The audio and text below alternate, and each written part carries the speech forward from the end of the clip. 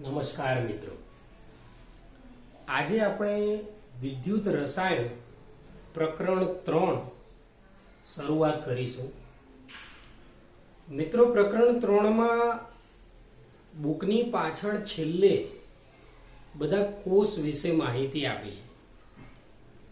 પ્રાથમિક કોષ, જે આપણે પાવર કહીએ ઘડિયાળની પાછળનો, સૂકો કોષ, મોટર કારની બેટરી, લેડ સંગ્રાહક કોષ, રમકડામાં કાંડા ઘડિયાળમાં વપરાતો બટન સેલ, બળતણ કોષ વગેરે જેવા કોષોની માહિતી પાછળ આપેલી છે. એ કોષોની માહિતી હું તો તમને આપીશ, પણ આ પ્રકરણમાં સતત તમારે એ વાંચતા રહેવું. બીજું, પ્રકરણ થોડું બીજા પ્રકરણોના કમ્પેરિઝનમાં બહુ અઘરું છે, એટલે જલ્દી આવડી તો જશે જ, પણ એને જો રિફર ના કર્યું તો તમે પાછા ગૂંચવાઈ જશો ચારે બાજુ. તો શરૂઆત કરીએ. પ્રકરણ 3ની કેટલાક શબ્દોની સમજૂતી આપીએ. મિત્રો, આપણે એમ કહીએ ને કે કોઈ વિદ્યુત કોષ હોય તો વિદ્યુત કોષમાં એનોડ કયો, કેથોડ કયો, એવી માહિતી હોય છે. તો હંમેશા એનોડ એટલે તમને એવું શીખવાડવામાં આવે, એનોડ એટલે ધન ધ્રુવ અને કેથોડ એટલે ઋણ ધ્રુવ. હકીકતમાં એવું નથી હોતું. આપણે આજે વિદ્યુત રાસાયણિક કોષ જે 11મા ધોરણમાં આવી ગયો, પણ ફરી એકવાર એને રિફર કરી લઈશું અને પ્રકરણમાં આગળ વધીશું. તો પહેલા શીખીએ વીરા કોષ, વિદ્યુત રાસાયણિક કોષ.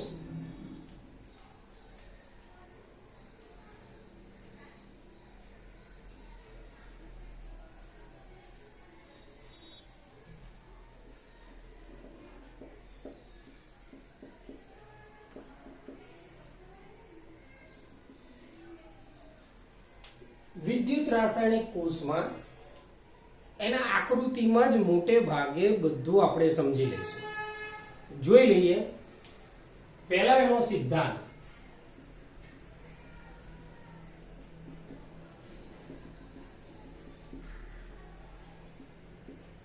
રાસાયણિક ઉર્જાનું વિદ્યુત ઉર્જામાં રૂપાંતર, આ એનો સિદ્ધાંત. જો મિત્રો 11માં રેડોક્સ પ્રક્રિયા ચેપ્ટરમાં છેલ્લે આ આવી ગયું છે, ખાલી એનું નાનું અમથું રિવિઝન છે. આના આધારે પહેલો પ્રશ્ન છે, એટલે આપણે આને પહેલા શીખી લઈશું. જોઈ લઈએ આકૃતિ. જોઈએ, આકૃતિ ઉપર જ બધું શીખવાનું છે.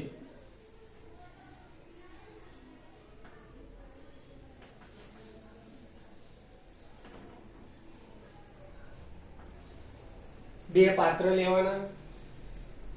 એક પાત્રમાં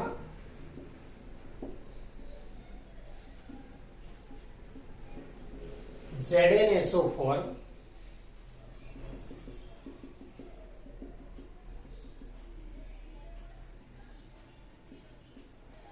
બીજા પાત્રમાં CuSO4 કોપર સલ્ફેટનું દ્રાવણ. આમાં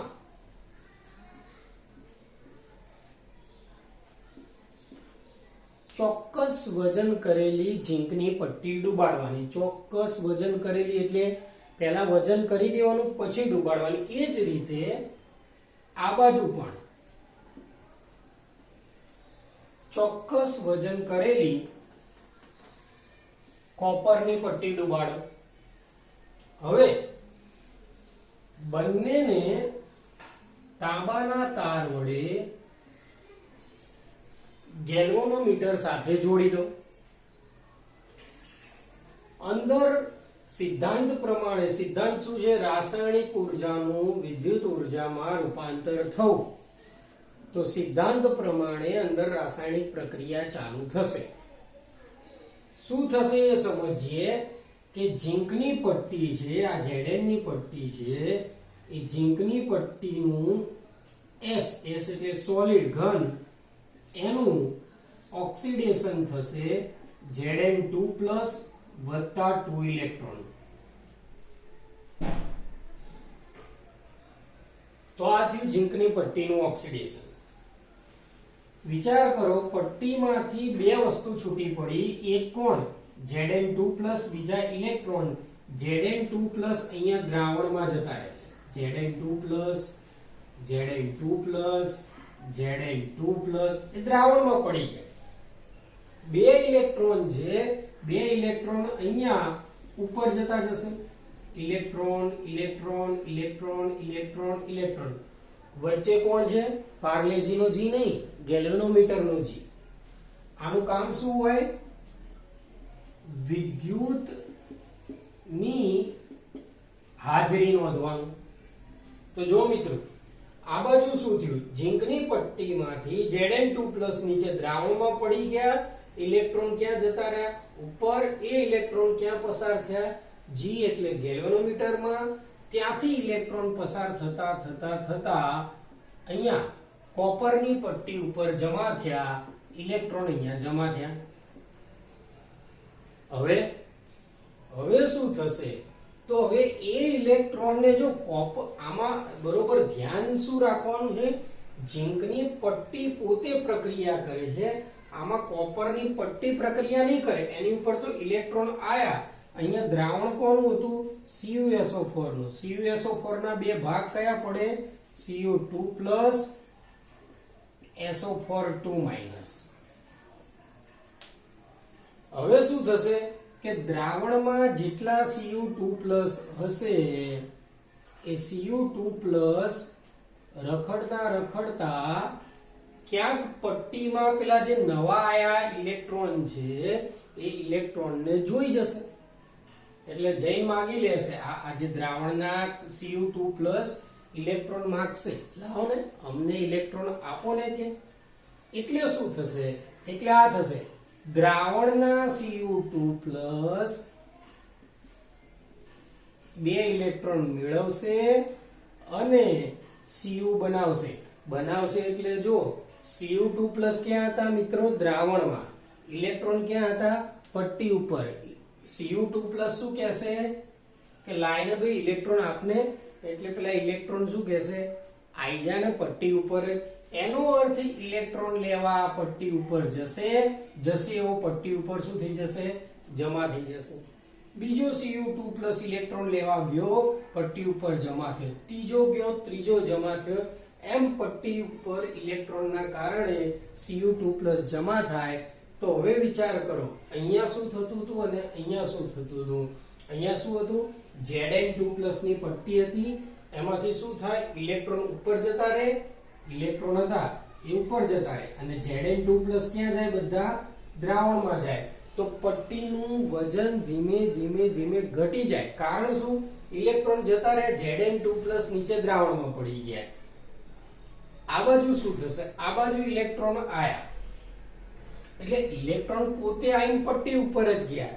એ દ્રાવણમાં ના ગયા. ઉપરથી દ્રાવણમાં રહેલા કોપર બધા પટ્ટી ઉપર જમા થયા. તો જમણી બાજુ જે છે એ કોપરની પટ્ટીનું વજન વધશે. તો અહીંયા પ્રક્રિયા બે થઈ, એક ઝીંકની અને એક થઈ કોપરની. તમને એવો પ્રશ્ન પૂછવામાં આવે કે આ બંને પ્રક્રિયામાં એનોડ કયો અને કેથોડ કયો અને ઓક્સિડેશન કઈ ને રિડક્શન કઈ? સિમ્પલ છે મિત્રો, જેમાં ઇલેક્ટ્રોન દૂર થાય એ બધી પ્રક્રિયા ઓક્સિડેશન કહેવાય. ઇલેક્ટ્રોન મુક્ત થવાની પ્રક્રિયા ઓક્સિડેશન થાય. અને જેમાં ઇલેક્ટ્રોન ઉમેરાય, જો જેને ખબર ના પડે તીરની આ બાજુ જમણી બાજુ ઇલેક્ટ્રોન જાઓ લઈ જાઓ તો ઓક્સિડેશન. તીરની આ બાજુ ડાબી બાજુ ઇલેક્ટ્રોન આપી દો તો એ શું થાય? રિડક્શન. અને હવે તમારે કાયમી યાદ રાખવાનું કે જ્યાં ઓક્સિડેશન થાય એ ભાગ એનોડ અને જ્યાં રિડક્શન થાય એ ભાગ કેથોડ. તો પછી આ બાજુનો ભાગ શું થશે? એનોડ થશે. આ બાજુનો ભાગ શું થશે? કેથોડ થશે. આ વસ્તુ 11 માની જ છે જે ખાલી રિપીટ થાય છે, કેમ કે આ રિપીટ નહીં હોય તો નવો ટોપિક સમજણ નહીં પડે. તો હવે કદાચ કોક તમને પૂછે કે બાળકો એનોડ એટલે શું, તો જ્યાં ઓક્સિડેશન પ્રક્રિયા થાય એ ભાગ એનોડ, જ્યાં રિડક્શન પ્રક્રિયા થાય એ ભાગ કેથોડ. ઓક્સિડેશન એટલે શું, તો આ જો બે વસ્તુ છે, એક ઇલેક્ટ્રોન મુક્ત થાય, ઇલેક્ટ્રોન દૂર થયા તો ઓક્સિડેશન, ઇલેક્ટ્રોન ઉમેરાયા તો રિડક્શન. એક ઓક્સિડેશન આંખ મુદ્દો આવતો હતો, કદાચ કોકને શોધતા ના આવડતું હોય, પણ અહીંયા જોઈ લઈએ. અહીંયા ઝીંકનો ઓક્સિડેશન આંક ઉપર કઈ નહીં, તો ઝીંકનો ઓક્સિડેશન આંક શું થયો? 0 થયો. અહીંયા ઝીંકનો ઓક્સિડેશન આંક 2 થયો, તો 0 માંથી 2 વધારો થયો, અને વધારો થાય એ પ્રક્રિયા ઓક્સિડેશન. અહીંયા જોઈ લઈએ, અહીંયા 2, અહીંયા શું થયો? 0 થયો, 2 માંથી 0 ઘટાડો થયો, ઘટાડો થયો તો એ પ્રક્રિયા કઈ કહેવાય? રિડક્શન. તો આ જ રીતે ઓક્સિડેશન રિડક્શન થાય. હવે વિચાર કરો, પ્રક્રિયા તો આ ચાલુ રહી, આપણે તો ચર્ચામાં રહી ગયા. તો થયું શું?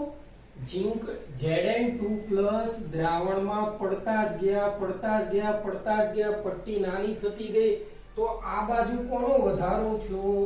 Zn2+. એટલે આ બાજુનો ભાગ શું બની ગયો? ધન વીજભારિત બની ગયો. અને આમાં શું થયું? આમાં બે ભાગ શીખવાડ્યા હતા. દ્રાવણમાં બે ભાગ હતા, એક કયો હતો? Cu2+, બીજો હતો SO4 Cu2+ છે એ તો પટ્ટી ઉપર ચોંટી ગયા, તો દ્રાવણમાં શું વધ્યું? દ્રાવણમાં SO4 વધ્યો.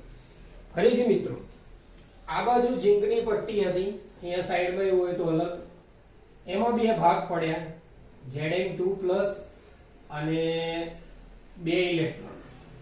ઇલેક્ટ્રોન ઉપર જતા રહ્યા, Zn2+ બધા ક્યાં જતા રહ્યા? દ્રાવણમાં. તો દ્રાવણમાં કોનું પ્રમાણ વધી ગયું? ઝીંકનું. ઝીંક પણ કયો? ઝીંક આયન Zn2+. તો આ બાજુનો ભાગ કેવો બની ગયો? ઇનડાયરેક્ટલી ધનવીજભારિત બની ગયો. અહીંયા શું થયું? દ્રાવણમાં Cu2+ હતા, એને પેલા ઇલેક્ટ્રોન જોડે મજા આવી, તો ઇલેક્ટ્રોન જોડે જતો રહ્યો, તો વધ્યો કોણ? SO4 તો દ્રાવણમાં SO4 વધ્યો, એટલે આ બાજુનો ભાગ કેવો બની ગયો? આ બાજુનું દ્રાવણ બની ગયું ઋણ વીજભારિત. જો એક ધન બને અને બીજો ઋણ બને તો કોષ કામ કરતો અટકી જાય. તો આવા સંજોગોમાં શું કરવું? તો આવા સંજોગોમાં એક યુ આકારની કાચની નળી આવે, જેને આ રીતે દ્રાવણમાં મૂકવામાં આવે.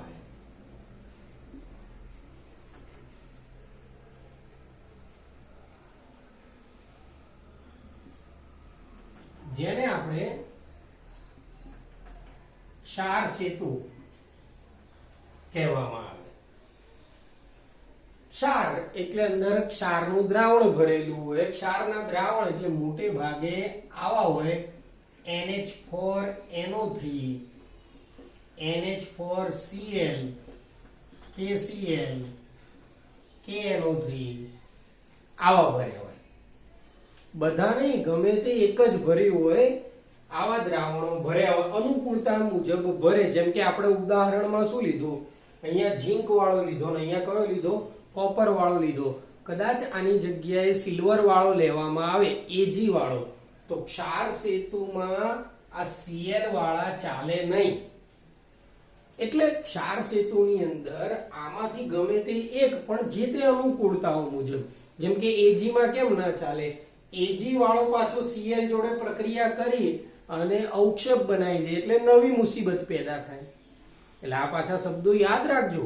ઘણીવાર આવો પ્રશ્ન પૂછશે કે Ag ધ્રુવનો ઉપયોગ કરેલો હોય, અહીંયા એનોડ કે કેથોડ તરીકે સિલ્વરનો ઉપયોગ કર્યો હોય, તો KCl ભરવામાં આવતું નથી. કેમ? કારણ કે Ag+ અને આનો Cl- બે ભેગા થાય, AgCl ના અવક્ષેપ બની જાય. બસ આ યાદ રાખવાનું. બીજી વસ્તુ, ઘણીવાર આવો જ પ્રશ્ન પૂછે કે આવા જ આ માની લો કે આ પૂછ્યું NH4NO3 ને જ કેમ ક્ષાર સેતુ તરીકે અંદર દ્રાવણ તરીકે પસંદ કર્યું. કારણ તો એના બંને આયનો કયા? એક NH4+, બીજો NO3-, બંનેની મોબિલિટી એટલે કે એની સ્પીડ સમાન છે, એની વહન કરવાની ક્ષમતા સમાન છે ધન આયન અને ઋણ આયનની. એટલા માટે આ લોકોને પસંદ કર્યા. હવે ક્ષાર સેતુ શું કામ કરશે? ક્ષાર સેતુનું એક કામ પહેલું બંને દ્રાવણોને જોડવાનું, અને બીજી તકલીફ યાદ કરી લઈએ એકવાર કે આ બાજુ Zn2+ પડ્યા એટલે આ બાજુ શું થયું? ધન વીજભારિત થઈ ગયું. આ બાજુ ઇલેક્ટ્રોન જોડે કોપર ચોંટી ગયો, SO4 રહી ગયો, તો આ બાજુનો ભાગ કેવો હતો? ઋણ વીજભારિત. ક્ષાર સેતુ શું કામ કરશે? અહીંથી SO4- ને ગતિ કરાવશે અને આ બાજુ લાવશે. એટલે SO4 આ બાજુ આવશે એટલે અહીંયા વધ્યાતા કોણ? આ બાજુ દ્રાવણમાં Zn2+, અહીંથી આયો કોણ? SO4 એનો અર્થ પ્લસ માઇનસ થઈ ગયા, ZnSO4 બની ગયું, એટલે વિદ્યુત તટસ્થતા જળવાઈ ગઈ. તો ક્ષાર સેતુનું કાર્ય શું? બે દ્રાવણોને જોડવાનું અને વિદ્યુત તટસ્થતા જાળવી રાખવાનું. અહીંયા મિત્રો એવું ધ્યાન રાખજો કે SO4 જ આમ જશે કેથોડ થી એનોડ તરફ, એનોડ થી કેથોડ તરફ Zn નહીં જાય. કારણ CuSO4 ઓલરેડી હોય, પ્રક્રિયાની શરૂઆતમાં જ મૂકી દેવો પડે, એટલે બંને દ્રાવણ ભેગા થઈ જાય. આ બાજુ SO4 જશે તો બે દ્રાવણ ભેગા નહીં થાય. તો મિત્રો ક્ષાર સેતુનું કાર્ય બે દ્રાવણોને જોડવાનું અને વિદ્યુત તટસ્થતા જાળવી રાખવાનું. તો જોઈ લો, આ બીજો એક પ્રશ્ન થાય કે વિદ્યુત રાસાયણિક કોષમાં વિદ્યુતનું વહન કઈ કઈ રીતે થાય? તો વિદ્યુતનું વહન એક આ ઇલેક્ટ્રોનના કારણે ગેલ્વેનોમીટરમાં બાહ્ય પરિપથમાં ક્યાંથી? એનોડ થી કેથોડ તરફ. અને બીજું અહીંયા SO4 ક્ષાર સેતુમાં ગયો એ આ બાજુ એટલે આયનો દ્વારા. તો પ્રશ્ન તમને પૂછે કે વિદ્યુતનું વહન વિદ્યુત રાસાયણિક કોષમાં કેટલી રીતે થાય? તો બે રીતે થાય. એક ઇલેક્ટ્રોન દ્વારા બાહ્ય પરિપથમાં ગેલ્વેનોમીટરમાંથી, અને બીજું ક્ષાર સેતુમાં કેથોડ થી એનોડ તરફ. આમાં કયું હતું? એનોડ થી કેથોડ. ક્ષાર સેતુમાં કેથોડ થી એનોડ આયનો દ્વારા. તો આટલી આની નાની બાબતો તમારે ધ્યાનમાં રાખવાની છે. આ પટ્ટીને વિદ્યુત ધ્રુવ પણ કહેવાય. પટ્ટીને શું કહેવાશે? વિદ્યુત ધ્રુવ. બીજું દ્રાવણને વિદ્યુત વિભાજ્ય દ્રાવણ પણ કહેવાય. આ રીતે તમારે પહેલો એક વિદ્યુત રાસાયણિક કોષની નાની અમથી સમજ થઈ. આવા કોષ ગમે તેટલા બનાવી શકાય, પણ આમાં કંઈ પણ તકલીફ હોય તો પહેલા આને બરોબર અભ્યાસ કરવો, કેમ કે આ આવડશે તો ઘણા બધા પ્રશ્નોનું સોલ્યુશન થઈ જશે. તો જોઈ લો મિત્રો, એકવાર વિદ્યુત રાસાયણિક કોષને ફરીથી 2 મિનિટમાં એકવાર સમજી લઈએ. આ બાજુ એક પાત્ર લેવાનું ઝીંકનું, આ બાજુ ZnSO4 નું, આ બાજુ CuSO4 નું, આમાં ઝીંકની પટ્ટી, આમાં કોપરની પટ્ટી, તાર વડે જોડી દેવાના. રાસાયણિક પ્રક્રિયા ચાલુ થશે. ઝીંકની પટ્ટીમાંથી બે ભાગ પડશે, ઇલેક્ટ્રોન ઉપર જતા રહેશે, Zn2+ દ્રાવણમાં નીચે પડશે, ઇલેક્ટ્રોન ફરતા ફરતા અહીંયા આવશે. એમાં Cu2+ ઇલેક્ટ્રોનને જોઈને ગાંડો થશે, Cu2+ ત્યાં જઈને ચોંટી જશે. દ્રાવણમાં શું વધશે? SO4. આ બાજુ દ્રાવણમાં Zn2+. આ દ્રાવણ ધન વીજભારિત થઈ ગયું, આ બાજુનું ઋણ વીજભારિત થઈ ગયું. તટસ્થ કરવા માટે બંને વચ્ચે ક્ષાર સેતુ મૂકી દો કે SO4 આ બાજુથી આ બાજુ જશે. આ એનોડ ઉપરની ઓક્સિડેશન, કેથોડ ઉપર રિડક્શન પ્રક્રિયા. ક્ષાર સેતુમાં આવા 4 પ્રકારના દ્રાવણ ભરી શકાય. એ જ દ્રાવણ કેમ? કેમ કે આના ધન આયન અને ઋણ આયનની વાહકતા સમાન હોય છે. તો આ રીતે વિદ્યુત રાસાયણિક કોષની પહેલી સમજ થાય.